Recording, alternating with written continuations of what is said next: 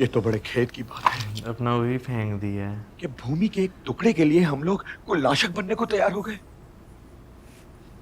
हे शांति दे, हाय, बात यदि भूमि के सब टुकड़े कुछ की खोकर भी है मुझे नहीं शांति है। मिले और मैं कुल के नाश के पाप से बच जाऊं, तो ये शांति बहुत सस्ती है केशव। ये शांति बहुत सस्ती है। कुतस्त्वा कश्मलमिदं विषमे समुपस्थितम् अनार्य जुष्टम अस्वर्ग्यम अकीर्तिकरम अर्जुन। केशव, मेरा नाम लेकर मुझे पुकारने से पहले यह बताओ पार्थ कि इस समय जब विनाश के बादल चारों ओर से उमड़ आए हैं और धर्म, रक्षा और विजय की आस लिए तुम्हारी ओर देख रहा है, इस संकट की घड़ी में तुमने कायरता के इन हीन भावों को अपने हृदय में आने कैसे दिया? श्रेष्ठ पुरुष तो यूं विषाद में डूबा नहीं करते। धर्म और अधर्म के बीच संघर्ष की इस निर्णायक घड़ी में नपुंसक न बनो पार्थ, नपुंसक न बनो। हे परंतप, हे शत्रु संहारक, हे धनंजय, तुम्हारे ये भाव अनार्य हैं। ये तुम्हें स्वर्ग से गिरा देंगे और कीर्ति से भी, और तुम स्वयं ही अपने तिरस्कार का कारण बनकर रह जाओगे। इसलिए हे पार्थ, हृदय की इस दुर्बलता को त्यागो और युद्ध के लिए खड़े हो जाओ। खड़ा कैसे हो जाऊं मधुसूदन? खड़ा कैसे हो जाऊं? पितामह का वध करने के लिए खड़ा कैसे हो जाऊं? कुरुश्रेष्ठ पर प्रहार करने के लिए खड़ा कैसे हो जाऊं? जो मेरे लिए पूजनीय है उनसे युद्ध कैसे करूं? जिन गुरुओं ने मुझे विजय का मंत्र सिखाया, उन्हें पराजित करने के लिए कैसे खड़ा हो जाऊं? इन महापुरुषों पर हाथ उठाने से तो कहीं अच्छा है कि मैं ये हाथ भिक्षा के लिए फैलाऊं। भिक्षा में मिली हुई रोटी इन महापुरुषों के रक्त से सनी भी नहीं होगी। हे ऋषिकेश, मैं तो यह भी समझ नहीं पा रहा हूं कि इस युद्ध में विजय श्रेष्ठ है या पराजय। धृतराष्ट्रपुत्र शत्रुओं की भांति मेरे सामने खड़े हैं। मैं जानता हूं कि उनका वध किए बिना जीना संभव नहीं है, सब कुछ पता होता है। किंतु हे केशव, उनका वध करने के उपरांत भी जीना सहज नहीं होगा। क्या वो मेरे भाई नहीं है केशव? बोलिए केशव। अवश्य है। बस केवल इतना ही कहना है आपको? तुमने केवल यही तो पूछा था पार्थ। किंतु ये युद्ध संबंधों और नातों की स्थापना या पहचान के लिए नहीं है कुंती पुत्र। अपने कर्तव्य को पहचानो और तब निर्णय लो, क्योंकि निर्णय तो तुम ही को लेना पड़ेगा। यदि तुम ये चाहते हो कि निर्णय मैं लूं और तुम इस युद्ध के उत्तरदायित्व से बच जाओ, तो यह नहीं होगा पार्थ, कदापि नहीं होगा। क्योंकि यह युद्ध भी तुम्हारा है और इस युद्ध का परिणाम भी तुम्हारा ही होगा। मुझे कर्तव्य का मार्ग ठीक से दिखाई नहीं दे रहा केशव। इसलिए हे वासुदेव, आप मेरी आत्मा के भी सारथी बन जाइए। मैं जानता हूं कि मैं धर्म और अधर्म के बीच में खड़ा हूं, किंतु यह निर्णय नहीं ले पा रहा हूं कि धर्म किस ओर है और अधर्म किस ओर। मेरा मार्गदर्शन कीजिए केशव। इंद्रियों को सुखा देने वाले शोक से बचने का मार्ग दिखलाइए मुझे। अपनी इस मानसिक अवस्था में तो मैं युद्ध नहीं कर सकता गोविंद। गोविंद, मैं युद्ध नहीं कर सकता। न युद्ध से गोविंदम, न युद्ध से गोविंदम, है युद्ध नहीं। न युद्ध से गोविंदम। न योत्से गोविंदम, न योत्से गोविंदम। ये कहकर खुश हो गए। कुंती पुत्र अर्जुन चुप हो गए महाराज। किंतु संजय, प्रिय अर्जुन ने प्रश्न तो नितांत मौलिक उठाई। वो भला अपने ताश्रीय आचार्यों से कैसे युद्ध कर सकता है?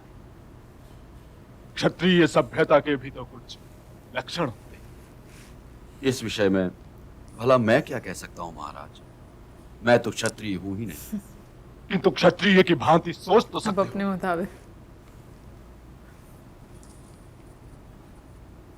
हे संजय, मुझे तो प्रिय अर्जुन की बातों से ऐसा लग रहा है कि वो अब इंद्रप्रस्थ भी नहीं मांगेगा। और यदि ऐसा हुआ तो दुर्योधन के दुराग्रह की प्यास भी बुझ जाएगी, और तब मैं उसे प्रिय पांडवों को 5 गांव देने के लिए भी मना लूं। सिर्फ 5। युद्ध तो यूं समझो कि अब होगा ही नहीं,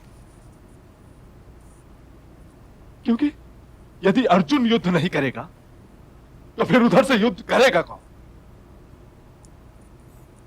वो तो अब गांडीव उठाने वाला नहीं है संजय, क्योंकि जब तक उसे अपने प्रश्नों के उत्तर नहीं मिलते तब तक तो वो युद्ध के लिए तैयार नहीं। लेकिन भूल गए उनकी साइड पे है कौन।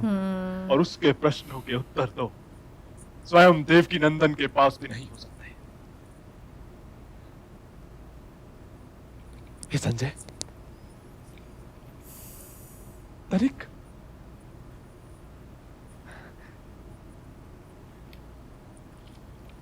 तनिक देखो तो कि वासुदेव क्या बोल रहे हैं। कि देवकी नंदन इस समय उससे क्या कह रहे हैं। जो आ गया। अब वो बुरा लग जाएगा। अब कहीं ये भड़का रहे हैं।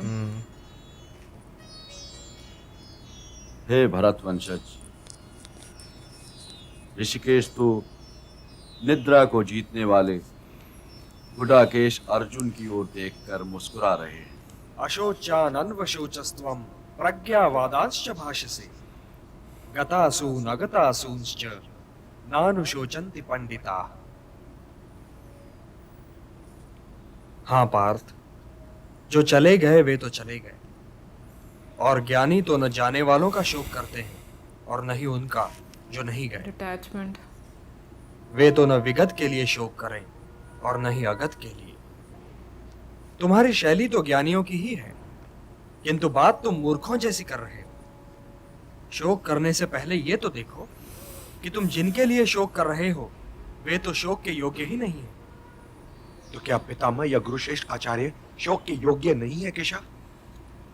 यदि वे शोक के योग्य होते तो मैं ये कहता ही क्यों पार्थ। तुम इस सत्य को समझ लो पार्थ कि मूल तत्व शरीर नहीं आत्मा है, और मृत्यु उसकी यात्रा का अंत भी नहीं है, क्योंकि उसकी यात्रा तो अनंत है। मृत्यु तो केवल एक पड़ाव है पार्थ, केवल एक पड़ाव। सांस का अंत पवन का अंत नहीं है। यूं समझो पार्थ कि प्राणी तो पहले बालक होता है, फिर वो बालक युवा हो जाता है, फिर वो युवा वृद्ध और फिर मृत्यु। किंतु ये यात्रा तो शरीर की है। आत्मा तो इससे भी आगे जाता है। वो एक शरीर को त्याग कर कोई और शरीर धारण कर लेता है। इसलिए जो यात्रा मृत्यु पर समाप्त हो जाए वो तो केवल शरीर की यात्रा है पार्थ, केवल शरीर की यात्रा है। न जायते म्रियते वा कदाचित नायम भूत्वा भविता वा न भूयः अजो नित्यः शाश्वतोऽयं पुराणो न हन्यते हन्यमाने शरीरे।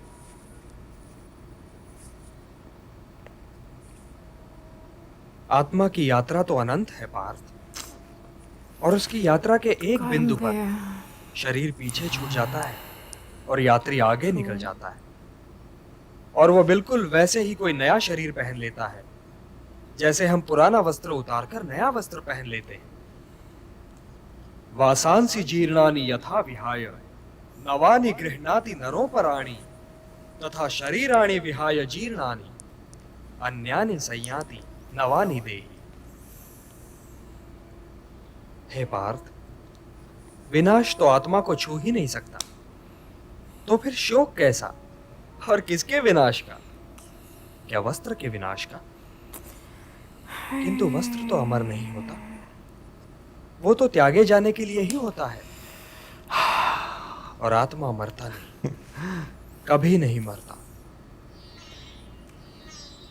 किंतु वे जो सामने खड़े हैं वे इस युद्ध के पश्चात सबके सब होंगे ना केशव? सबके सब होंगे ना? ये होना और ना होना क्या है पार्थ? क्योंकि वो समय तो कभी था ही नहीं,